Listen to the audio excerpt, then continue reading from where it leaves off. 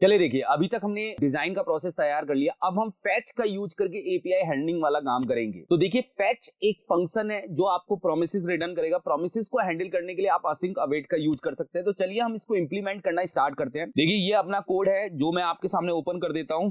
ये अपना कोड है। चलिए, बंद हो गया था VS कोड, मैंने अभी ओपन कर दिया। ये मेरा कोड है जो मैंने अभी आप लोगों के सामने डिजाइन का प्रोसेस क्या क्या तैयार किया है। ये डिजाइन के प्रोसेस में हमने ये काम किया जो आपके सामने आ रहा है। अब मुद्दे की बात ये है कि जब बंदा इस पे क्लिक करेगा तो इसका सिटी का नेम उठाना है। तो सिटी के नेम को उठाने के लिए आप एक कंट्रोल्ड कंपोनेंट बना दो। एक यहाँ पे सिटी ले लो और सेट सिटी नेम के थ्रू आप इसको अपडेट कर देना। और फिलहाल यहाँ पे यूज स्टेट का यूज करके आप इसके अंदर ब्लैंक वैल्यू इसके अंदर डाल दो। चलो ठीक है, कोई दिक्कत नहीं है। और इस सिटी नाम के जो हमने स्टेट बनाया है इसको इनपुट की वैल्यू के अंदर पास कर दीजिए। कोई दिक्कत नहीं है, मैंने यहाँ पे क्या किया, वैल्यू में पास कर दिया। और ऑन चेंज का यूज करके इसकी वैल्यू बदलिए। ऑन चेंज का यूज करके एक एरो फंक्शन ले लीजिए और एरो में एक ई ले लीजिए। और ई लेने के बाद बोलिए कि ये जो फंक्शन है ये इसके वैल्यू को अपडेट करने का काम करेगा। ई मतलब ये इवेंट के बारे में बात कर रहा है। ई डॉट टारगेट, टारगेट मतलब इसी इनपुट के बारे में बात कर रहा है। और डॉट वैल्यू मतलब इसके उठाने की बात कर रहा है। अब आपके इनपुट की वैल्यू इस स्टेट के थ्रू क्या होगी, कंट्रोल होगी। जाके देखिए एक बार। मैं यहाँ जाता हूँ और यहाँ पे जाके क्या कर रहा हूँ, जयपुर लिख रहा हूँ। जयपुर लिखा हुआ आ रहा है, कोई प्रॉब्लम नहीं, एकदम सही चल रहा है। चलिए ठीक है। इसके साथ में आप लोगों के लिए स्पेशल अनाउंसमेंट है। अगर आप भी फुल स्टैक वेब डेवलपर बनना चाहते हैं तो WSQTech आप सभी के लिए लेकर आ गया है फुल स्टैक वेब डेवलपमेंट का ऑनलाइन बैच। यहां पे आप वेबसाइट बनाना, वेब एप्लीकेशन बनाना, मोबाइल रिस्पॉन्सिव वेबसाइट बनाना, API बनाना, वेब सर्विसेज बनाना और प्रोग्रेसिव वेब ऐप बनाना, ये सारी चीजें आप सीखेंगे। ये जो कोर्स है, ये कोर्स आप लोगों के लिए दो पार्ट में डिवाइड है, फ्रंट एंड और back and. Front end back and मिला के आप बहुत सारी वेबसाइट और वेब एप्लीकेशन बनाएंगे, जिसमें आप जोमेटो का क्लोन, मिंत्रा का क्लोन, रेड बस, लिंक्डइन जैसा क्लोन, ऐसे बहुत सारी लाइव वेबसाइट जैसा क्लोन हमने रखा है, जिससे आप लाइव प्रोजेक्ट जैसा एक्सपीरियंस ले पाए। इस कोर्स के अंदर लाइव क्लासेस होंगी, रिकॉर्डिंग आपको डे वाइज प्रोवाइड होंगी, यहाँ पे नोट्स और क्विज भी दिए जाएंगे, इंटरव्यू प्रिपरेशन भी कराया जाएगा और आप लोगों से प्रोफेशनल रिज्यूम भी क्रिएट करवाया जाएगा, जिससे आप कंपनी में अप्लाई कर सके। फॉर्म का लिंक डिस्क्रिप्शन में मिल जाएगा और आप दिए हुए नंबर पे भी कॉल कर सकते हैं, जिससे हमारी टीम आपसे संपर्क करके और चीजों को क्लियर कर सके। ये स्पेशल ऑफर आप लोगों के लिए था। तो चलिए चलते हैं अपने टॉपिक पे। अब मान लीजिए हमारा जो काम होगा वो काम मैं डायरेक्ट एंटर पे भी कर सकता हूं, पहली चीज। और दूसरा, मैं बटन के क्लिक पे भी कर सकता हूं। अगर आपको एंटर और बटन के क्लिक पे दोनों पे करना है तो आपको अपना इवेंट जो है वो ऑन सबमिट पे फायर करना है। मतलब आपको ऑन सबमिट पे लॉजिक लगाना है और ऑन सबमिट पे लॉजिक लगा के यहाँ पे लिखना है गेट डेटा नाम का एक फंक्शन हम बनाएंगे। और ये मैंने यहाँ पे क्या कर दिया, पास कर दिया। अपने को जाना है यहाँ पे और यहाँ पे लिखना है लेट गेट डेटा। कोई भी आप, हम एरो का फंक्शन क्या कर रहे हैं, बना रहे हैं, कोई भी नाम दे सकते हैं, जरूरी नहीं है गेट डेटा, कोई भी नाम आप पास करिए, कोई दिक्कत नहीं है। सबसे पहले आप यहाँ पे इवेंट ले लीजिए। इवेंट लेते ही आपके मन में एक चीज याद आनी चाहिए कि जब भी हम फॉर्म पे काम करते हैं, फॉर्म क्या करता है, पेज को रिफ्रेश करता है। तो इवेंट डॉट प्रिवेंट डिफॉल्ट का यूज करके, इवेंट डॉट प्रिवेंट डिफॉल्ट का यूज करके आप यहाँ पे क्या करोगे, इसके रिफ्रेश को रोकने का काम करोगे। जैसे अब मैं यहाँ पे कुछ लिख के एंटर करूंगा, पेज रिफ्रेश नहीं होगा, मतलब वैल्यू इस सिटी के अंदर आ गई है क्योंकि हमने स्टेट के थ्रू वैल्यू को उठाया है। अब अगर आपको देखना है तो आप कंसोल डॉट लॉग करके यहाँ पे सिटी को देख सकते हैं। यहाँ पे सिटी को क्या कर सकते हैं, देख सकते हैं क्या सिटी आया है। राइट क्लिक करके इंस्पेक्ट करके कंसोल में जाते हैं चेक करने के लिए। कंसोल में हमें आइडिया लग जाएगा। मैं यहाँ जाता हूँ, यहाँ जाके इसको हटा देता हूँ और यहाँ पे मैं लिखता हूँ जयपुर और जयपुर लिख के एंटर करता हूँ। जयपुर आ चुका है, देखिए बहुत सिंपल सा जयपुर हमारे पास आ चुका है। और यहाँ पे आप पुणे लिखिए, पुणे भी आपके पास क्या है, हो चुका है, आ चुका है। आने के बाद मैं चाहता हूं मेरा स्टेट ये जो है ना ये खाली हो जाए। तो खाली करने के लिए मैं यहाँ पे जो अपना सेट सिटी नाम का फंक्शन है उसके अंदर ब्लैंक वैल्यू डालता हूं, जिससे हमारा टेक्स्ट बॉक्स क्या होगा, खाली हो जाएगा। पुणे मैंने लिखा, पुणे आया, एंटर किया, पुणे मेरे कंसोल में मुझे मिल गया जहां पे जरूरत थी और यहाँ पे खाली हो गया क्योंकि मुझे टेक्स्ट बॉक्स को खाली कराना था। और टेक्स्ट बॉक्स को खाली करने के लिए स्टेट को खाली करिए, टेक्स्ट बॉक्स अपना खाली हो जाएगा। अभी तक केवल हमने सिटी का नाम उठाने वाला काम किया, अब हम एपीआई को हैंडल करेंगे। एपीआई को हैंडल करने के लिए हम यूज करेंगे फैच। जब भी बात फैच की होगी, फैच एपीआई की बात होगी, तो फैच एपीआई आपको एक प्रोमिसेस रिटर्न करता है। अब प्रोमिसेस में वो आपको क्या तरीका बोलता है, मैं आपको यहाँ पे थोड़ा सा हल्का सा हिंट देना चाहता हूँ कि जब भी आप फैच का यूज करोगे, फैच ऑलरेडी बना हुआ फंक्शन है, फैच की बात कर रहा हूँ। फैच के बीच में हमारा जाएगा एपीआई का यूआरएल। मैं यहाँ पे क्या करूंगा, एपीआई यूआरएल क्या करूंगा, पास करूंगा, ठीक है, एपीआई का यूआरएल। तो फैच आपको प्रोमिसेस रिटर्न करेगा। अब प्रोमिसेस जब वो रिटर्न करता है तो फैच आपसे ये कहता है कि जो आपने एपीआई यूज किया, अगर वो एपीआई जेसन में रिस्पांस लेके आ रही है तो आपको पहले देन का यूज करके या असिंक या अवेट का यूज करके उस प्रोमिसेस से देन के थ्रू या अवेट के थ्रू आपको उसके डेटा को किस में कन्वर्ट करना है, जेसन में। फिर जेसन में कन्वर्ट करके फिर एक और देन लगाना है, वहां पे फाइनल रिस्पॉन्स को एक्सेस करना है। क्योंकि फैच क्या करता है, पहली लाइन में डेटा लेता है, डेटा लेने के बाद आपको देन में उस डेटा को जेसन में करना पड़ता है, और फिर जेसन में करने के बाद दूसरे देन के अंदर आपको डेटा रिसीव करना पड़ता है। ये फैच का लॉजिक है जो हमें क्या करना है, यूज करना और इंप्लीमेंट करना है। और इसी का एक छोटा सा आगे चल के प्रोसेस आएगा जिसका नाम है एक्सॉस। एक्सॉस ये काम थोड़ा आसान कर देगा। एक्सॉस बनी हुई एक लाइब्रेरी है जिसका यूज करके बना हुआ पैकेज है, जिसका यूज करके हम एपीआई को हैंडल कर सकते हैं। अब आप देखिए, मैं फैच का यूज तो करूंगा, मैं फैच का यूज यहाँ पे करूंगा, मगर मैं असिंक अवेट का यूज नहीं कर रहा, मैं देन का यूज कर लेता हूँ। चलिए, मैं देन का यूज करके प्रोमिसेस को क्या करता हूँ, हैंडल करता हूँ, थोड़ा सा मेरे लिए आसान हो जाएगा। तो मैंने यहाँ पे लिखा फैच फंक्शन है, इसके बीच में बैकटिक, और बैकटिक लगा के ये जो यहाँ का एपीआई का यूआरएल है इसको मैंने यहाँ से कॉपी किया और यहाँ पे पास कर दिया। अब आप कहेंगे सर एपीआई का यूआरएल पास कर दिया है, जोधपुर का ही डेटा लाना है क्या हर बार? नहीं, जोधपुर का नहीं लाना है ना, डॉलर और बैकटिक का यूज करना है। और ये जो सिटी है यहाँ पे, इसको यहाँ पे पास करना है, ये जो सिटी है उसका डेटा लाना है। और एपीआई की तो फिक्स रहेगी ना, यहाँ पे एपीआई की जो है वो फिक्स है। तो एक्चुअली इस फैच के पास एक डेटा आएगा, मगर वो जो डेटा आएगा वो एक प्रोमिसेस के फॉर्म में आएगा, और प्रोमिसेस को हैंडल करने के लिए आप लगाइए देन। अगर आपको देन नहीं लगाना है तो आपका फंक्शन यहाँ पे असिंक अवेट होना चाहिए। प्रोमिसेस मतलब एक तरह का ऐसा स्टेट जो आप चाह रहे हैं कि कोई भी मेरा असिंक्रोनस डेटा है उसको सिंक्रोनस फॉर्मेट में बना के मुझे दीजिए। मतलब यहाँ पे प्रोसेस केवल इतना सा है, समझाने का लॉजिक ये है कि एपीआई जब तक मुझे डेटा नहीं देगा तब तक मैं डेटा दिखा नहीं सकता, इसलिए मुझे यहाँ पे प्रोमिसेस हैंडलिंग करनी पड़ रही है, और उसके लिए मैं देन का यूज कर रहा हूं। देन में मैंने बोला कि जो ये फैच आपको डेटा देगा उस फैच को देन रिसीव करेगा, और देन रिसीव जब करेगा तो यहाँ पे उसको चाहिए एक कॉल बैक फंक्शन। तो कॉल बैक फंक्शन के अंदर यहाँ पे आप कोई भी वेरिएबल ले लीजिए, मैंने आरईएस लिया है, हम रिस्पांस की बात कर रहे हैं। और मैंने बोला जो ये कॉल बैक फंक्शन है इस रिस्पांस को जेसन में कन्वर्ट करके वापस से रिटर्न करे। ये जो फैच ने अपना डेटा दिया, डेटा देके देन के पास दिया, देन ने बोला कि मैं इस डेटा से जेसन निकाल रहा हूं, और जेसन निकालने के बाद मैं फाइनली जो डेटा है ये दूसरे देन के पास पहुंचा रहा हूं। यहाँ पे आप एक और वेरिएबल ले लीजिए, फाइनल रिस्पांस। मैं कोई भी नाम ले सकता हूं, आपके ऊपर डिपेंड करता है। मैंने ये जो नाम लिया है जरूरी नहीं है आप ये नाम लो, आप अपने हिसाब से कोई भी नाम ले सकते हो। और यहाँ पे मैं कंसोल डॉट लॉग कर देता हूं, ध्यान से देखिए, मैं कंसोल डॉट लॉग कर देता हूं फाइनल रिस्पांस। क्या फाइनल रिस्पांस में कोई चीज आ रही है अपने पास? अगर आ रही होगी तो दिखेगी, नहीं आ रही होगी तो नहीं दिखेगी। तो एक्चुअल में फैच ने यूआरएल लिया, अब यूआरएल में ये जो सिटी है ये डायनेमिक पास कर दी, जो आपके स्टेट में सिटी का नाम मिलेगा वो चला जाएगा। इस देन के पास डेटा दिया, देन ने कॉल बैक फंक्शन को एक्सेस किया, और यहाँ पे रिस्पांस को यूज करके, रिस्पांस एक पैरामीटर हमने लिया है, उसको जेसन में कन्वर्ट करके वापस से दूसरे देन पे दिया, और दूसरे देन ने फाइनल रिस्पांस को उठा लिया। फाइनल रिस्पांस को थोड़ा एक तरह से एक मान लीजिए कब्जा कर लिया। अब फाइनल रिस्पांस के पास पूरा डेटा पड़ा है। अब आप जाके यहाँ पे क्या करेंगे देखेंगे, अगर एरर होगी तो दिख जाएगी, नहीं तो नहीं दिखेगी। चलिए मैं यहाँ पे जाके क्या कर रहा हूँ, जयपुर लिख रहा हूँ, जयपुर लिख के एंटर कर रहा हूं, जयपुर का डेटा आया है बिल्कुल। देखिए एक ऑब्जेक्ट में पूरी जयपुर की डिटेल आ चुकी है। और मैं अगर यहाँ पे जाके क्या कर रहा हूं, पुणे लिख रहा हूं, पुणे का भी डेटा आया है, एक ऑब्जेक्ट में पुणे की भी डिटेल आ चुकी है। और जो डेटा आया है उस डेटा को रिसीव करने के लिए मैं बना रहा हूं एक यहाँ पे स्टेट। तो मैंने स्टेट का नाम लिया, भाई पूरी डिटेल आई है वेदर की, डब्ल्यू डिटेल्स करके मैंने स्टेट का नाम रखा है। और सेट डब्ल्यू डिटेल्स करके एक फंक्शन है जो इसके स्टेट को क्या करेगा, अपडेट करेगा। और यूज स्टेट का यूज किया, और यूज स्टेट के अंदर रखा है ब्लैंक, कुछ नहीं रखा। ब्लैंक का मतलब अनडिफाइंड। यहाँ पे जब भी कोई स्टेट खाली है तो वो आप समझिए अनडिफाइंड है। और मैं एक कंडीशन लगा के रखूंगा डब्ल्यू डिटेल्स के थ्रू, यहाँ पे जाऊंगा क्योंकि यही डेटा अपने को दिखाना है। मैंने बोला कि अगर हमारा डब्ल्यू डिटेल, मैं यहाँ पे कर्ली ब्रैकेट के अंदर W detail not equal to undefined है तो ये अपना काम होना चाहिए, नहीं तो ये काम नहीं होना चाहिए। मैं यहाँ पे जाके क्या करता हूँ, क्वेश्चन मार्क लगाता हूँ, क्वेश्चन मार्क लगा के ये पूरा S3 इसके अंदर पास कर देता हूँ। मेरा S3 डायरेक्ट नहीं पास हो सकता, ब्लैंक फ्रैगमेंट में मैं पास कर रहा हूँ यहाँ पे। और फिर मैं यहाँ पे क्या कर रहा हूँ, एक कॉलन लगा रहा हूँ, और कॉलन लगा के लिख देता हूँ नो सिटी फाउंड, या नो सिटी फाउंड करके मैंने यहाँ पे चलिए लिख दिया। चलिए कोई दिक्कत नहीं, ये मैंने यहाँ पे क्या कर रखा है, लिख रखा है नो डेटा लिख देते हैं। चलिए सिटी तो चलिए नो डेटा लिख देता हूँ यहाँ पे, ये मैंने लिख दिया एक बार। और ये मैंने चेक किया क्या अभी नो डेटा आ रहा है, नो डेटा ही आ रहा है, एकदम बढ़िया, एकदम नो डेटा आ रहा है। अब नो डेटा, अपना डेटा कब बदलेगा, जब सिटी मिलेगी। मगर सिटी मिलेगी किसके अंदर मिलेगी, मतलब पूरी डिटेल फाइनल रिस्पांस के अंदर मिलेगी। ये फाइनल रिस्पांस मिल रहा है, एक बार जाके हम राइट क्लिक करके फिर देख लेते हैं। अब देखने के बाद मैं जाता हूँ और यहाँ पे जाके लिखता हूँ जयपुर। देखिए जयपुर मैंने लिखा, और जयपुर लिखने के बाद मैं यहाँ पे गया और मैंने यहाँ पे कंसोल में चेक किया, डेटा आ रहा है, डेटा जयपुर का आ रहा है, बहुत बढ़िया क्लियर है, डेटा आ रहा है। अब डेटा आ रहा है, इस डेटा को सेट डिटेल्स के थ्रू हम अपने स्टेट में क्या कर रहे हैं, पहुंचा रहे हैं। सेट डब्ल्यू डिटेल फंक्शंस के थ्रू ये जो फाइनल रिस्पांस आ रहा है, इस फाइनल रिस्पांस को हम किसके अंदर पहुंचा रहे हैं, डब्ल्यू डिटेल्स वाले स्टेट के अंदर पहुंचा रहे हैं। अब देखिए अब ये नो डेटा हट जाएगा यहाँ से, मैं यहाँ पे पुणे लिखता हूँ, पुणे लिख के एंटर करता हूँ, पुणे लिख के एंटर किया, ये आ गया अपने सामने। तो एक्चुअल में डेटा आ गया तो नो डेटा हट गया। अब मैं रिफ्रेश कर रहा हूँ, रिफ्रेश करने पे कुछ नहीं है तो नो डेटा दिख रहा है। मैं यहाँ पे दिल्ली लिख देता हूँ। चलिए मैंने यहाँ पे क्या लिखा, दिल्ली लिखा एक बार।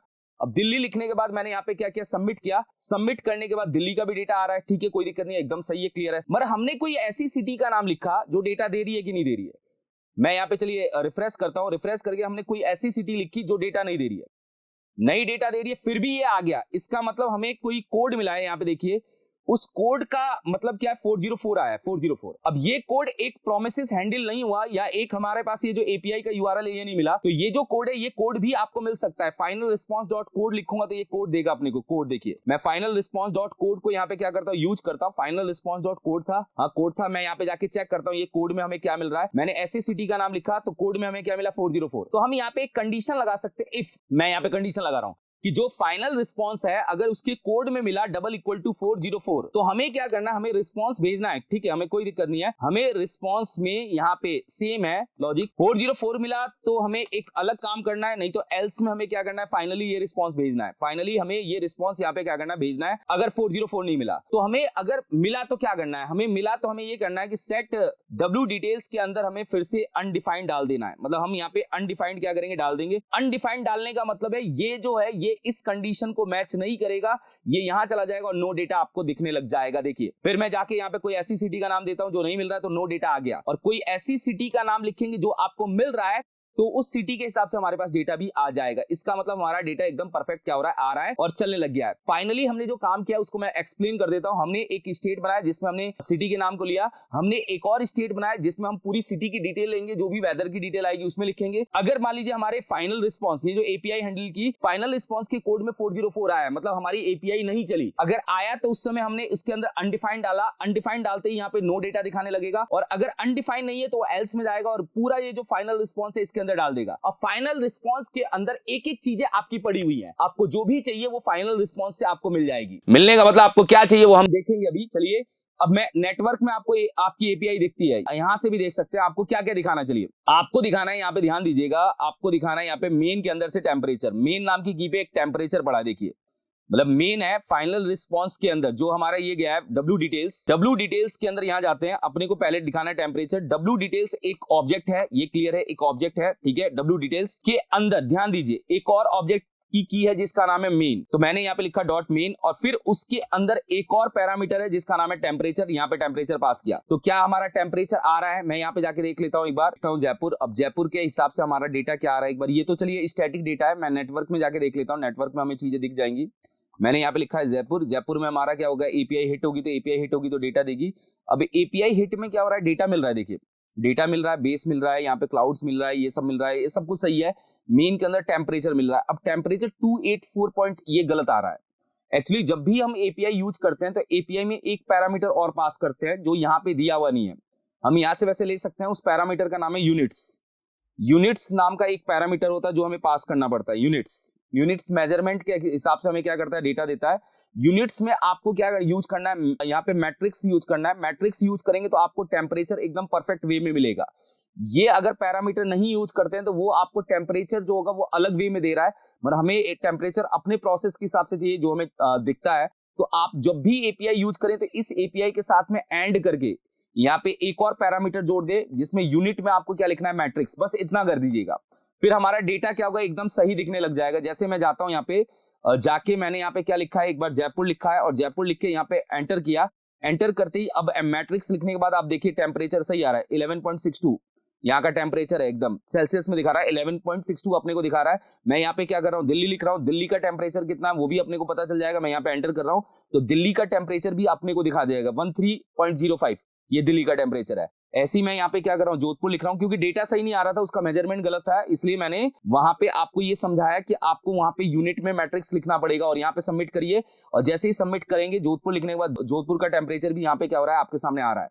इसका मतलब है अब हमारी एपीआई एकदम परफेक्ट काम कर रही है।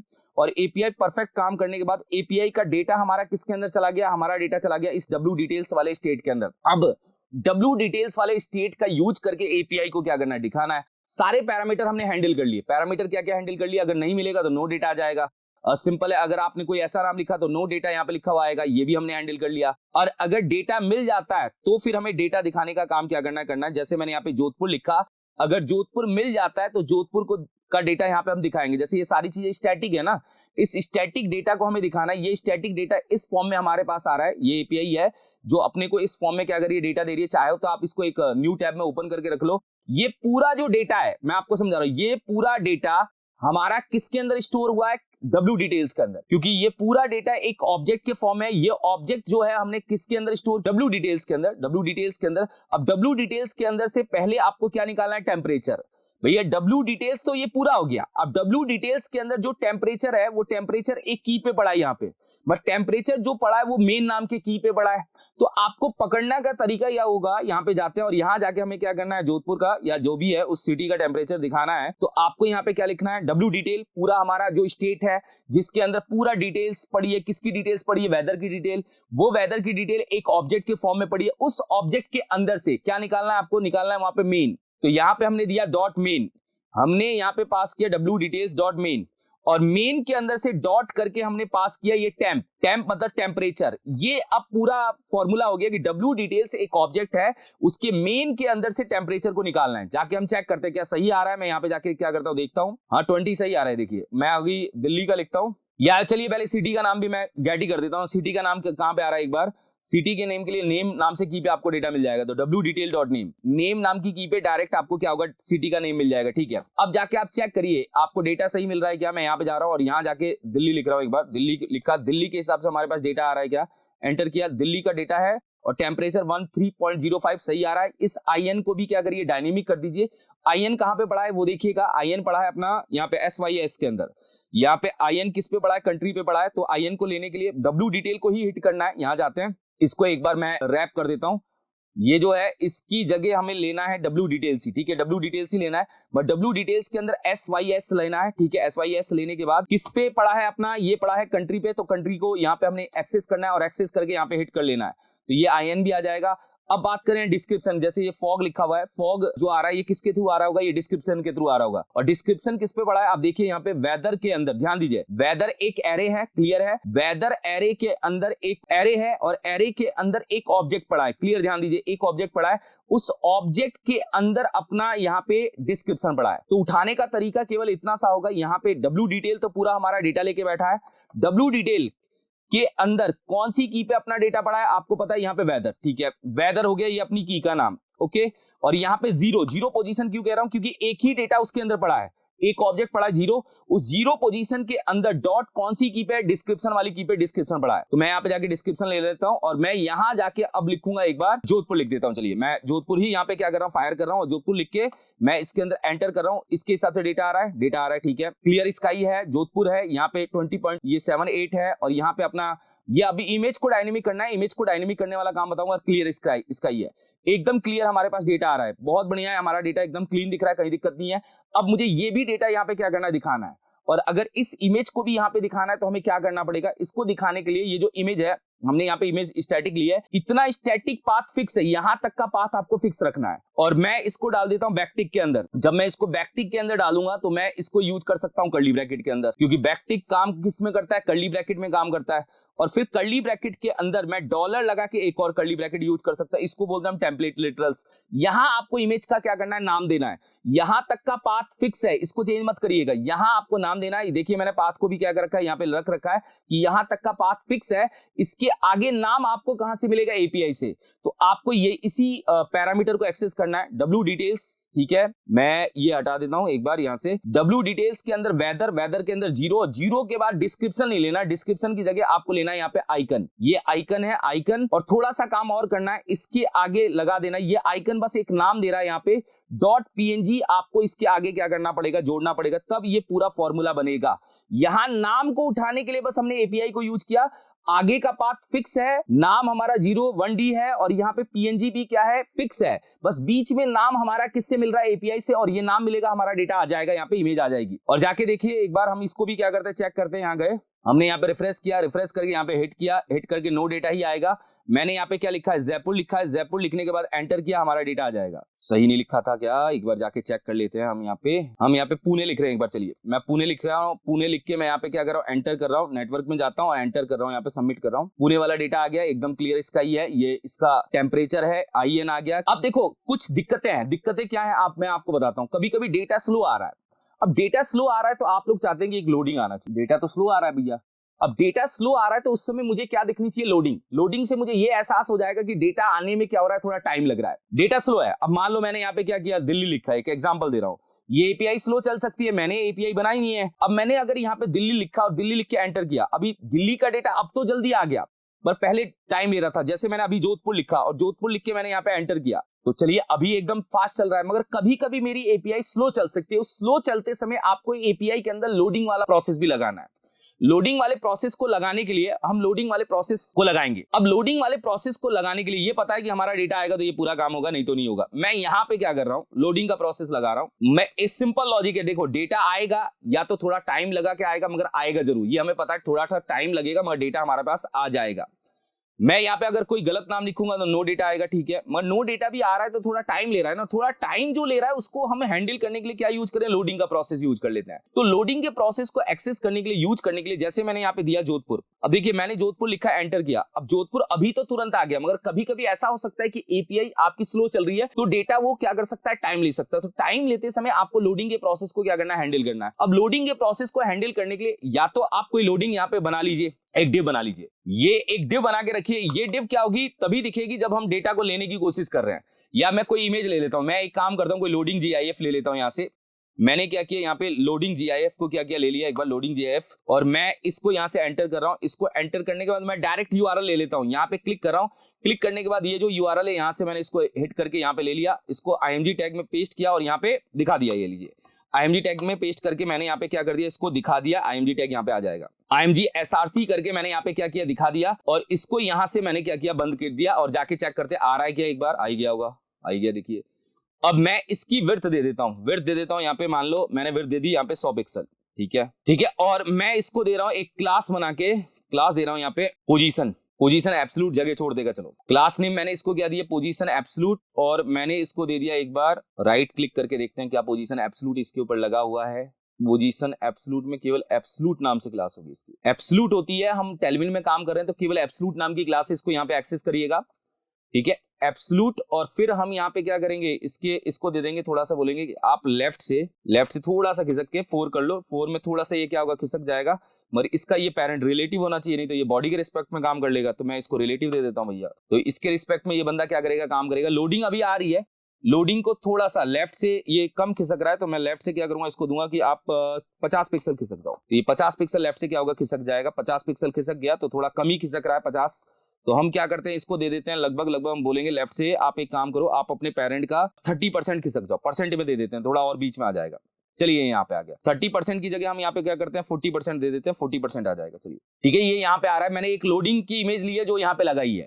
ये लोडिंग अभी दिखेगा नहीं, मैं इसको क्या कर रहा हूँ, एक बैकटिक में यूज कर रहा हूँ, क्योंकि क्लास के ऊपर मुझे कंडीशन लगानी है, तो मैं इसको बैकटिक में रख रहा हूँ और यहाँ पे कर्ली ब्रैकेट के अंदर इसको डाल रहा हूँ। कर्ली ब्रैकेट डालते ही अब रिएक्ट का पार्ट आप इसके अंदर क्या कर सकते हो, लगा सकते हो। अभी भी ऐसा ही आ रहा है, पर ये जो चीज है ये शुरू में क्या होनी चाहिए, हिडन होनी चाहिए। ये चीज मैं चाहता हूं ये शुरू में क्या रहे, हिडन रहे।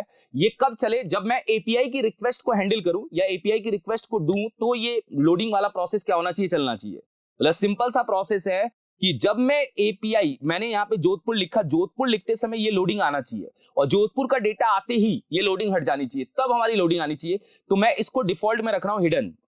एक हिडन नाम की भी क्लास होती है, हिडन, ठीक है। हिडन मैंने यहाँ पे क्या कर दिया, फायर कर दिया, हिडन आ गया। हिडन करते ये गायब हो जाएगा। अब आप कह रहे हैं कि सर इसको कैसे एक्सेस करेंगे, इसको एक्सेस करने के लिए हम एक स्टेट बनाएंगे, लेट।